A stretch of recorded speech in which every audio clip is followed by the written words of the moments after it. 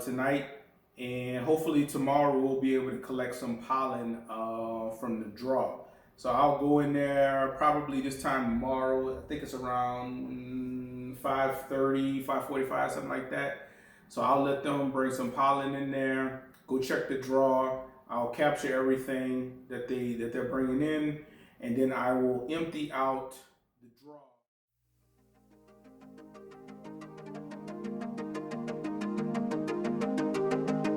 Hi guys, it's the Black Bonsai Guy. Welcome back again. Special shout out to all my bonsai boys and my bonsai girls across the world. If you're new to the channel, that's my BBs and my BGs. So today we will be going into hive number 2, and we will be doing a couple things. First, we'll be checking the second brood box to see if the queen has signs that she's laying up there. I'll be checking for signs of wax moths, hive beetles, any pests that could have snuck in there and compromised the second box that I added. If you remember from the last time I posted a couple Fridays ago for hive number 2, I added my second brood box.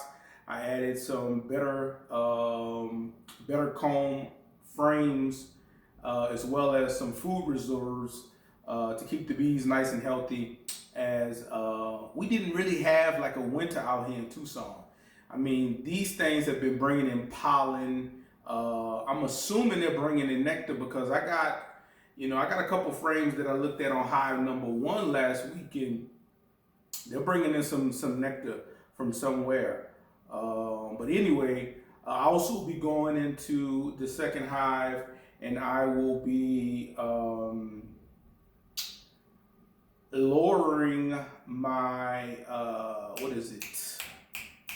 my pollen trap. I forget who made it. Sundance. My Sundance Pollen Trap with the side drawer. What you do when you're setting that up is you want to have that in the bypass mode for at least 2 weeks so the bees get used to the entrance according to the instructions. So we're over 2 weeks right now, so I'm going to actually lower the door tonight, and give them a couple hours to figure out the entrance tonight, and hopefully tomorrow we'll be able to collect some pollen from the draw. So I'll go in there probably this time tomorrow. I think it's around 5:30, 5:45, something like that. So I'll let them bring some pollen in there, go check the draw. I'll capture everything that they're bringing in, and then I will empty out the draw, and I maybe do one more day, and then I'll drop it down and let them get their food supplies back up. With the Sundance Pollen Trap, they say 75% of the food will fall, or pollen rather, will fall into the trap, and they'll get 25% in there. But I don't want to break food cycles too bad, even though they have plenty of food reserves in there.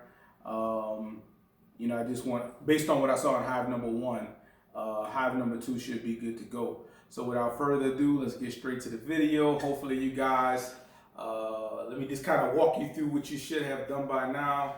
You should have at least done some type of inspection when you had your warmest day, just to make sure that your bees had enough food reserves. If not, you should have probably given them a little bit something to hold them over. You should be monitoring that. If they're bringing it in, you don't really have to do anything. From what I'm told, I'm still a novice in this game, but I study and I research a lot. But other than that, the bees, they should be good to go. They should be having, some food supplies in there. If they don't, then you probably definitely want to do emergency feed. If they do, leave them alone. Let nature take its course. You still want to check for presence of pests. I personally always do that.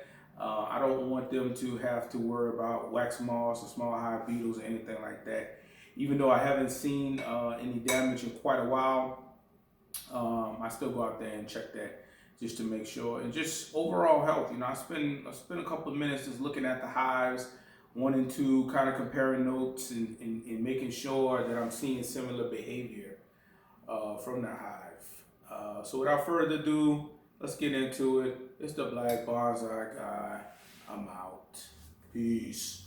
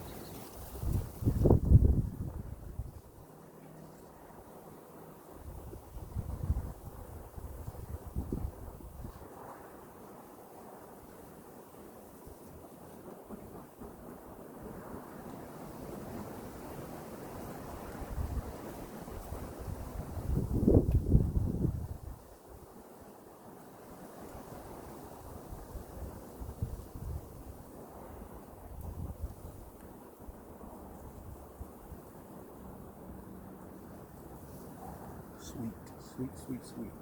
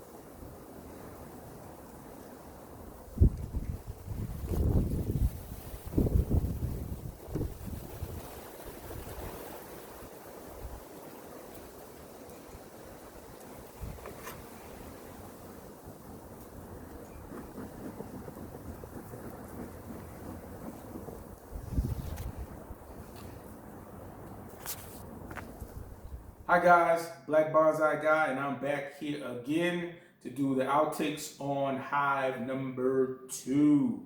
Hive number 2, a little different setup than my first hive. Hive number 2 has a deep brood box, has another deep brood box. It has the foundation. It has a pollen trap, and then I have my first brood, then my second brood, queen excluded, then my cover. So a little different setup than hive number 1, and the reason why is because I want to collect some pollen. Every morning for breakfast I eat oatmeal, so I want to be able to put a little bit of pollen in my oatmeal, get some of the beneficial things that pollen has, and start to consume that on a daily basis. So I probably will collect at least one day out of the week, pretty much most of the year at least. I take that back. I think you could collect. They recommend you collect honey for pollen for like 6 to 8 weeks out of the year. That's what I hear. I'm gonna go back and read the paper and make sure that's right. Whatever they recommend, I'll be doing that. Brew box number 2, the top one, is the one I checked. I just wanted to kind of go through there, make sure I didn't see any signs of pests. Kind of talked about that early. Everything looked good. I did see some drone cells in there. Not as much as the first hive, but there was some drone cells in there. So as you seen in my previous video from last week on hive number 1, for those who are new, drone cells are what we call male honeybees. And drones are a little bit different. They're the comb kind of sticks out a little bit more. It's a little bit more pronounced. The cell is slightly bigger because the male bees are bigger. Male bees, they provide a little warmth to the hive. They eat all the food in the hive, and they mate with queens. That's pretty much all they do. I'm sorry, I should have said this last week as well. They also carry the genetics from that hive on into the future. So when they mate with the queen, they are actually depositing the genetics into the queen, and the queen will lay babies based on her genetics and the males that she mated with. Kind of talked about this earlier. Based on what I've seen, queens, they mate with anywhere from 10 to 20 male bees, drones, and every male bee deposits around 5 million sperm every time they mate with her. So 10 to 20 male bees times 5 million sperm. It goes into the sperm receptor on the queen.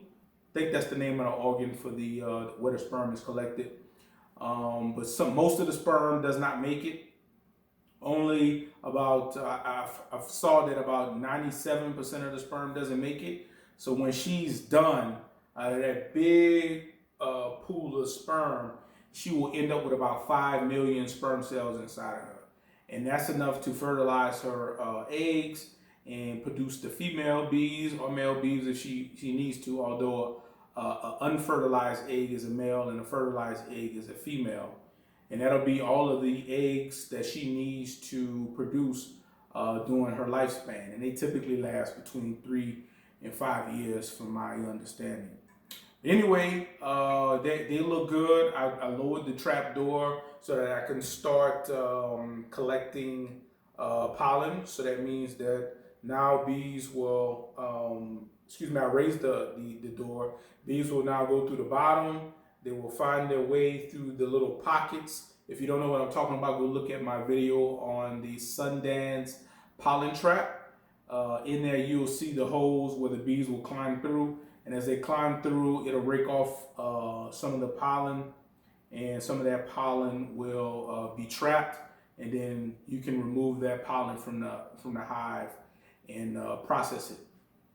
And from what I understand, you should keep pollen either frozen or you should keep it in a, I think I read you can keep it in the refrigerator. From my understanding, it should best frozen.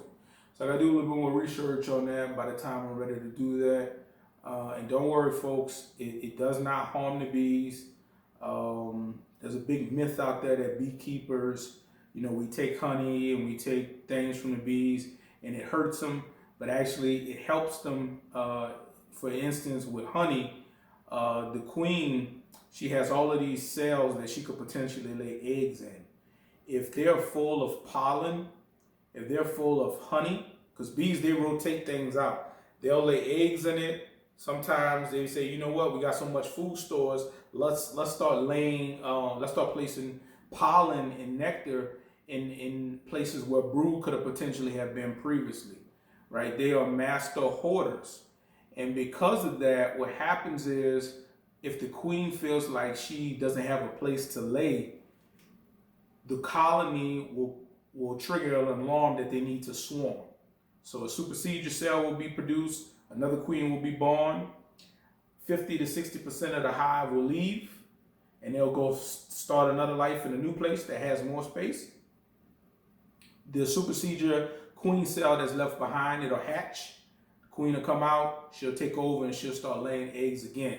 And she'll have another lifespan of 5 million sperm, and she'll do what she needs to do until that colony feels like, hey, we're kind of cramped. We need to move and go to another spot. So it's absolutely imperative that we as beekeepers, we remove those honey frames and give the queen places to continue to lay, and never put her in a situation where she feels like she's too cramped, because if she's too cramped, she's going to swarm. And when she swarms, the probability of that swarm surviving, depending where you live at, is significantly low. Significantly low. You got to remember, honeybees are not native to America. We bought them here, they snuck it here, so it's our responsibility to take care of them. They are not the greatest, the largest pollinator. I'm talking about honeybees specifically. They're not the greatest pollinator, but they do provide a lot of pollination, grapes, almonds, etc., right? Other pollinators contribute to that as well. But specifically, bees are bussed in from all across the world to California to make sure that we have almonds, to make sure that we have grapes, things of that nature. And there's other things that they use to pollinate. I just don't keep everything in my head. I just know that because I'm so close to California, and I know that's what beekeepers do. But anyway, I hope you enjoy watching the video. You learned a little bit. Make sure you like, comment, and subscribe. Hit the notification bell so that you know when future videos will be released. Special shout out to all my BBs and BGs. If you're new to the channel, that's my bonsai boys and my bonsai girls. I was about to start rapping for y'all. But anyway, it's the Black Bonsai Guy. I'm out.